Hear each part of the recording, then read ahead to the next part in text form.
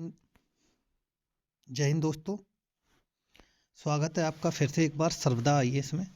जैसा कि हम हिंदी साहित्य के इतिहास ऑप्शनल की एक श्रृंखला पर काम कर रहे हैं और उसमें उसी श्रृंखला में आगे आज जो है पिछले साल के प्रश्नों को हम एक बार फिर से देखने जा रहे हैं। पिछली क्लास में हमने जो देखा था वो एक दुनिया समानांतर और प्रेमचंद से जो प्रश्न पूछे गए हैं उनके बारे में हमने अभी तक देखा है। लेकिन आज जो हम देखने वाले हैं वो हम उपन्यासों से देखेंगे। हमारे पास में 4 उपन्यास हैं। आपका मेला आंचल है, दिव्या है, गोदान है, महाभोज है। इन सभी के प्रश्न पिछले सालों के आप एक बार प्रश्न देख लेंगे तो आपको थोड़ा सा एक आइडिया हो जाएगा कि किस तरीके के प्रश्न जो है एग्ज़ाम में पूछे जाते हैं और आप अपनी तैयारी को फिर एक अच्छी दिशा में जो कर सकते हैं। तो मेला आंचल में जो अभी तक प्रश्न पूछे गए हैं उसमें पहला प्रश्न आपका है कि मेला आंचल की राजनीतिक चेतना पर प्रकाश डालिए। ठीक है, तो आपको पता होना चाहिए कि मेला आंचल एक आंचलिक उपन्यास है और आंचलिक उपन्यास में ना तो कोई नायक होता है, ठीक है, उसमें आंचल ही अपने आप में नायक होता है। यानी एक भौगोलिक परिस्थिति, एक किसी गांव का एक चित्रण ले लिया जाएगा जिसमें बहुत सारी कहानियां होंगी जो आपका मेला आंचल में दिखाया गया है, जैसा कि फणीश्वर नाथ रेणु ने इसको लिखा है। जब हम उपन्यास को पढ़ेंगे तो वहाँ आप देख लेना एक बार जो, ठीक है। उसके बाद में आपका मेला आंचल के आधार पर उपन्यासकार की जीवन दृष्टि का परिचय दीजिए। अब यहाँ इसमें देखिए पहला जो क्वेश्चन था राजनीतिक चेतना पर प्रकाश डालिए, तो जब आप मेला आंचल पढ़ते हैं तो उसमें आप देखेंगे कि किस तरीके से भिन्न भिन्न प्रकार की पार्टियों का वर्णन किया गया। बहुत सारी राजनीतिक पार्टियों का वर्णन किया गया है, उनके द्वारा की जाने वाली राजनीतिक गतिविधियों का जो है वर्णन किया गया है। तो देखिए जो वर्णन रचना में मिलता है वही वही रचनाकार का दृष्टिकोण भी होता है, क्योंकि रचनाकार का जो दृष्टिकोण रहेगा वही तो लिखा करने बैठेगा ना वो।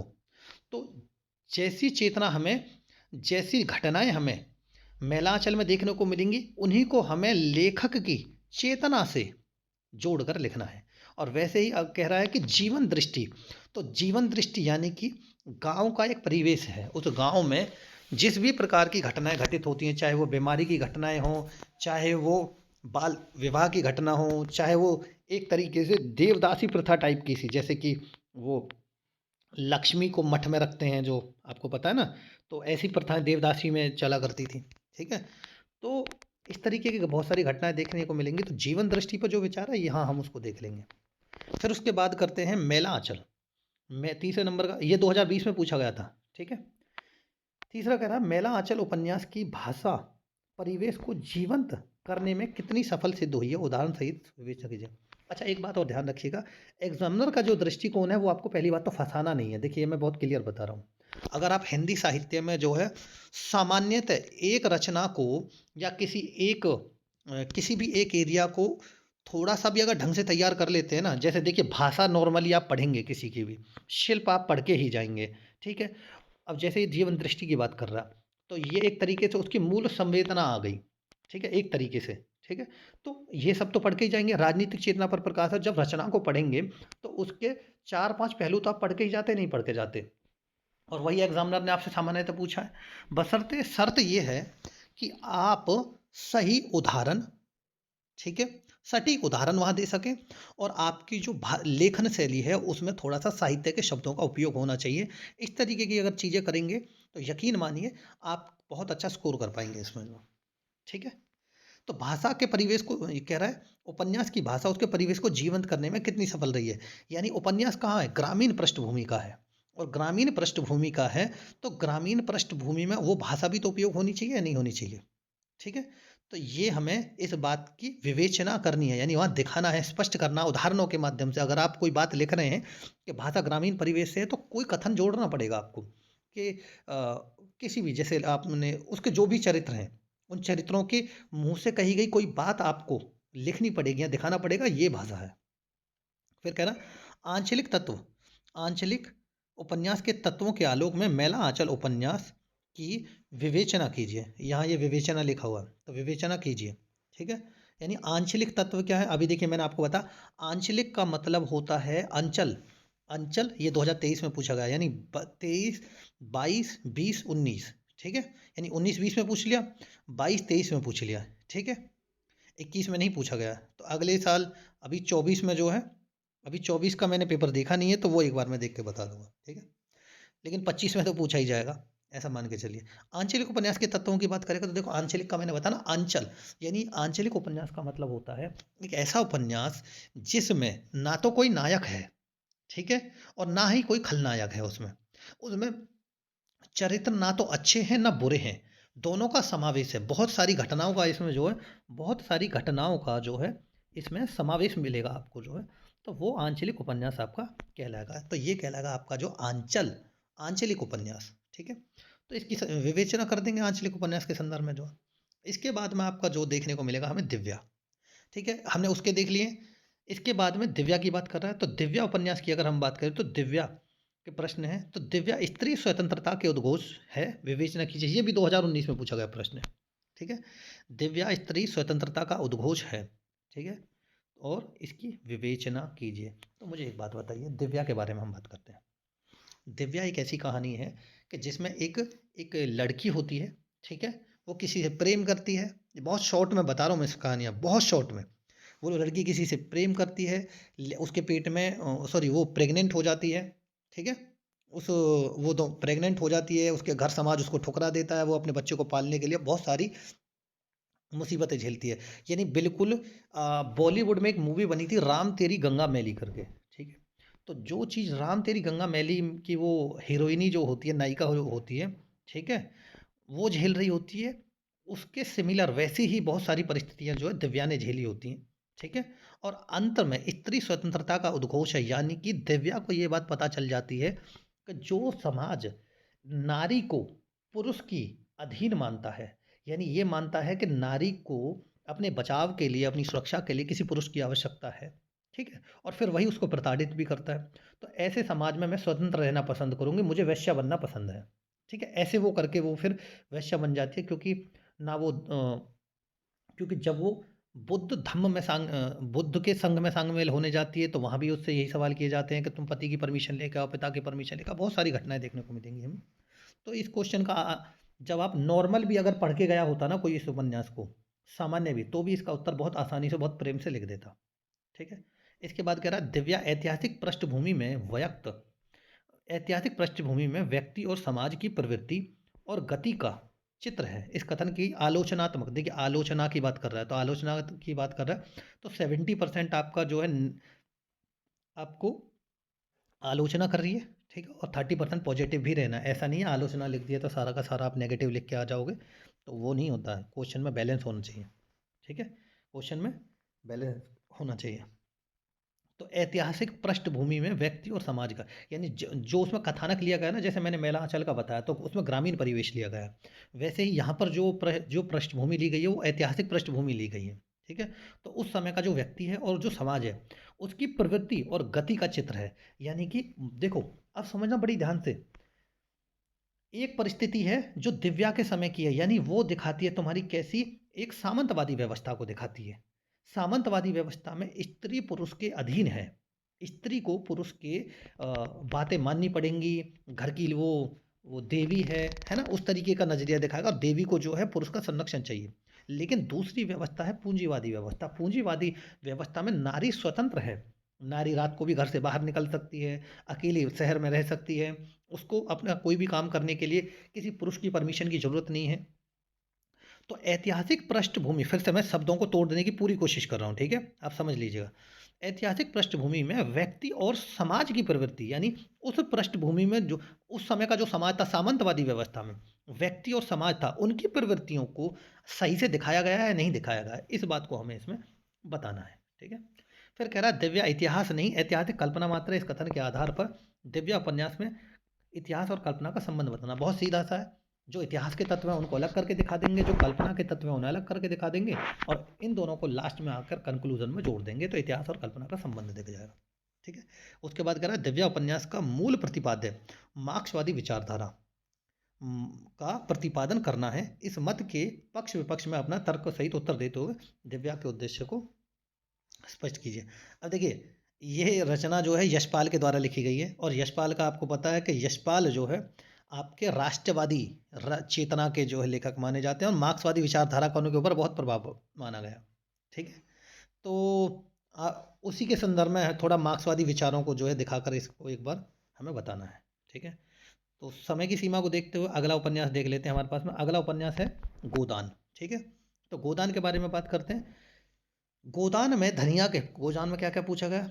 गोदान में धनिया के चरित्र का उदात्त रूप है, सो उदाहरण प्रकाश डालिए। ये देखिए, उदात्त जो है ये टाइपिंग में ना उसमें आ नहीं रहा था, तो मैंने इंग्लिश में लिख दिया इसलिए इसे। ठीक है, तो कह रहा है कि गोदान में धनिया के चरित्र का उदात्त रूप है, सो उदाहरण प्रकाश डालिए। बहुत साधारण प्रश्न है, आपको सिर्फ एक बार धनिया के चरित्र मात्र को देखना है। यानी एक गांव की जो महिला होती है ना, बिल्कुल धनिया उसकी कॉपी है, एकदम टू कॉपी। कैसे वो अपने बच्चों को पालती है, कैसे वो थोड़ी चिड़चिड़ी हो जाती है जब उसके बच्चे कोई हरकतें करके आते हैं। ठीक है, कैसे उसे बेचैनी रहती है कि उसके पति कहीं कर्ज में ना फंस जाए, उसका बेटा कहीं ना फंस जाए। इस तरीके से धनिया का चरित्र को बताना बस, और कुछ भी नहीं करना।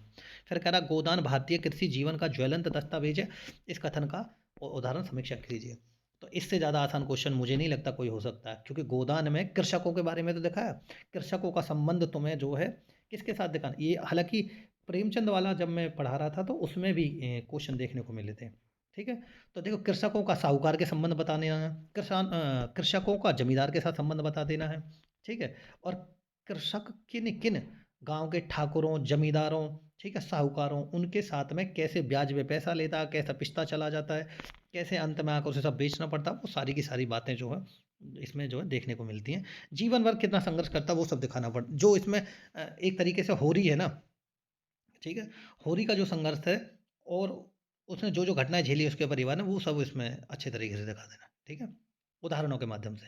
फिर कह रहा है गोदान के पात्र व्यष्टिपरक न होकर वर्ग के प्रतिनिधि के रूप में आते हैं, सिद्ध कीजिए। तो वर्ग के प्रतिनिधि के रूप में देखिए कैसे है कि अगर वो माता दीन है तो ब्राह्मण वर्ग का नेतृत्व कर रहा है, वो उसकी घटनाएं बिल्कुल ऐसी मिलेंगी जैसे ब्राह्मणों की घटनाएं नहीं है कि हाँ जी तुम जो है 300 रुपये, सॉरी, वो बोलता है कि ये मर रहा है तो भी गोदान कर दीजिए। तो सामान्यतः ब्राह्मण परंपरा में यही तो माना जाता है कि आपको जो है दान पुण्य करना चाहिए, तभी आपको मुक्ति मिलेगी। ठीक है, वहीं जो है एक जैसे युवा पीढ़ी में वो है आपका, क्या नाम है इसका, होरी के बेटे का जो नाम, होरी का बेटा है, होरी का बेटा जो है गोबर है। तो गोबर युवा वर्ग का प्रतिनिधित्व कर रहा है, बिल्कुल जैसे युवाओं में नहीं होता है कि पहले उसने एक महिला से जो है प्रेम किया, प्रेम के बाद में वो प्रेग्नेंट हो गई, फिर उसको छोड़कर जो है गांव में कूटने पिटने के डर से क्या तो पकड़ा जाएगा, कुटाई होगी, तो वो शहर भाग जाता है। फिर जब मामला शांत हो जाता है उसके बाद में, तो युवा यही तो करते हैं कि पहले कोई भी कांड कर देते हैं और कांड करने के बाद फिर घर वालों को झेलना पड़ता है, तो वो वर्ग का प्रतिनिधि हो गया उसमें। ठीक है, इस तरीके से। और जैसे आपका ये है होरी है, तो होरी आपका किसान का प्रतिनिधि कर रहा है। ठीक है, इस तरीके से बात इसमें बातें करनी है। ठीक है, ये किस में पूछा गया देख लिया मैंने, साल भी इनके आगे लिख दिया कि किस साल में कौन सा प्रश्न पूछा गया है। फिर गोदान की भाषा और शिल्प, उसके शिल्प की विशेषताएं बताइए, ये बता देना। शिल्प मैंने बताया कि एक रचना में सामान्यतः ये चीज़ हम पढ़ के ही जाएंगे। फिर मुंशी प्रेमचंद कृत गोदान कृषि जीवन के वास्तविक धरातल पर सटीक चित्रण है। ये बिल्कुल जो क्वेश्चन आपका ये दूसरे नंबर का क्वेश्चन है, दूसरे नंबर का जो क्वेश्चन कह रहा है ना, वही क्वेश्चन पाँचवें नंबर भी कह रहा है, बिल्कुल सेम रहेगा कंटेंट दोनों में जो है, बस चीज़ें थोड़ी बहुत ऊपर नीचे कर देनी है। फिर कह रहा है हिंदी उपन्यास के विकास में प्रेमचंद के योगदान का आकलन कीजिए। ये एक क्वेश्चन पूछा गया था, ये 2020 या 24 का क्वेश्चन है, मैं इस पे शायद लिखा नहीं है। ठीक है, तो ये आपके प्रश्न हो गए गोदान के। ठीक है, गोदान के बाद में आपका आ जाता महाभोज। ठीक है, महाभोज आ गया। तो महाभोज में आपका क्या, देखिए लगभग हर साल प्रश्न पूछे जाते हैं, बस ध्यान रखना, लगभग लगभग ये हर साल तो नहीं पूछे गए लेकिन लगभग पूछे गए हैं, एक आध साल मिस हुआ होगा। तो आपको इनको इस तरीके से तैयार करके जाना है कि एक समग्र रूप में आपका कंटेंट तैयार हो, और कोई अगर नया क्वेश्चन भी पूछा जाए तो आप उनको लिख सकें। हालांकि नया क्वेश्चन कुछ पूछा नहीं गया, जैसे कि महाभोज की मूल संवेदना की बात कर रहा है, तो मूल संवेदना आपकी जो आप करके ही जाएंगे। महाभोज की मूल संवेदना क्या है, राजनीतिक और सामाजिक विद्रुप्तियों का समावेश इसमें मिलेगा। यानी मन्नू भंडारी ने जो है उस समय 1979 79 के दौर में आपातकाल के बाद में जो राजनीतिक परिस्थितियां बनी हैं उन सबको उन्होंने उकेरा है। कैसे, चाहे वो नौकरशाही के बारे में हो, चाहे भ्रष्टाचार का हो, चाहे राजनीतिक अवसरवादिता हो, वो बीशू की हत्या की बात करेंगे, ठीक है। और कैसे डीआईजी सेना का प्रमोशन होता है, कैसे आपकी दत्ता बाबू की जो कलम जो आग उगलती थी, जो आजकल की मीडिया कर रही है, ठीक है, वो राजनीति की ताकत की गुलाम बन जाती है। इस तरीके की चीज़ें इसमें देखने को मिलेंगी। ये इसकी मूल संवेदना है। जो आज की राजनीति में हो रहा वही सारी चीज़ें हैं। महाभोज उपन्यास के नामकरण की बात करेगा, उसकी सार्थकता पर विचार कीजिए। तो महाभोज का मतलब क्या होता है? किसी की मृत्यु के बाद किया जाने वाले भोजन को महाभोज कहते हैं, ठीक है। और मृत्यु इसमें किसकी हुई है? लोकतंत्र की हत्या हो रही है भाई, सीधे सीधे। आप देखिए, जनता जो लोकतंत्र था वो भीड़ तंत्र में तब्दील हो गया, तो लोकतंत्र की हत्या हो रही है। जो नेता हैं वो नेता क्या कर रहे हैं? नेता जो है भ्रष्टाचार कर रहे हैं, ठीक है। और किसी की मृत्यु पर क्या कर रहे हैं? वो अवसर अवसर खोज रहे हैं चुनाव जीतने का। बीसू की हत्या पर क्या किया उन्होंने? चुनाव जीतने की। जो शुक्ल बाबू क्या कर रहे हैं? उनका मानना तो यही है कि बिना जो रक्तहीन हो, जो बिना खून खराबे के तो राजनीति हो ही नहीं सकती है। तो ये नामकरण वहाँ पर दिखाना है, ठीक है। तो नामकरण के साथ तो महाभोज है, ठीक है। महाभोज उपन्यास की राजनीतिक विकृतियों की बात करें, मतलब मैं ये कह रहा हूँ, यकीन मानिए, ये वो बहुत सामान्य चीज़ें हैं जो किसी भी रचना में आप पढ़ के ही जाएंगे। यानी एक रचना से जुड़ी हुई जितनी चीज़ें हिंदी साहित्य में, कोई अपडेटेड क्वेश्चन बहुत ज़्यादा नहीं है बॉस, ये बात याद रखिए। बस एक बार आपको सही दृष्टि में तैयारी करने की ज़रूरत है। बहुत टीचर हैं मार्केट में जो आपको बहुत बड़े बड़े कंटेंट पकड़ा देंगे और थका भी देंगे। कोई ज़रूरत नहीं है, मैं इतना शॉर्ट में आपको करा दूंगा ना इन्हें कि आप यकीन मानिए ये सोचेंगे कि सर जी आप कहाँ थे आज तक, ठीक है। तो आपको बहुत आसानी से और बहुत प्रेम से करना है इन्हें चीज़ों को। देखो, अब आपने देख लिए, पीवाईक्यू देख लिए, तो थोड़ी शांति रहेगी। कैसे क्वेश्चन पूछे जा रहे हैं, एक दिमाग में जो है ना फालतू की जो है चिंता नहीं मचेगी आपके में, ठीक है। फिर कह रहा है महाभोज उपन्यास की राजनीतिक विकृतियों का सच्चा दस्तावेज है। इस कथन से आप कितने सहमत हैं? तर्कसंगत मीमांसा कीजिए। वही है राजनीति के बारे में, तो राजनीति की बातें कर रहे हैं इसमें जो है, ठीक है। इस तरीके, इसके बाद में तुम्हारा अगला प्रश्न है, मनु भंडारी रचित महाभोज उपन्यास राजनीति में पिछड़े दलित समाज की दास्तां का जीवन दस्तावेज है, स्पष्ट कीजिए। तो देखिए, बिल्कुल है। इस बात को अगर स्पष्ट करना है तो दो घटनाएं मुख्य है इसमें जो है, जिसमें कि तुम्हारा 1973 में हुआ बेलछी कांड को इसमें बताया गया है, ठीक है। 1973 में बेलछी कांड तुम्हारा हुआ था। और बेलछी कांड में क्या है, जो स्वर्ण हिंदू, जो स्वर्ण जातियां हैं, उन्होंने क्या किया था? उन्होंने दलितों को जलाकर राख कर जला दिया था, ठीक है। और उसी के संदर्भ में ये बनाया गया है, ये लिखा गया। और उसमें अब उन जो दलितों को जलाया गया उनको न्याय दिलाने के लिए एक तुम्हारा युवक सामने आता, बिशु करके, विशेषर जिसको बोला जाता है, ठीक है। उसने कुछ सबूत इकट्ठे किए तो उनको भी, उसको भी मार दिया जाता है, ठीक है। तो ये सारी घटना इसके इर्द गिर्द घूमती है। ये बहुत आसानी से जो है इस प्रश्न को भी अपन लिख देंगे, कोई दिक्कत नहीं होगी।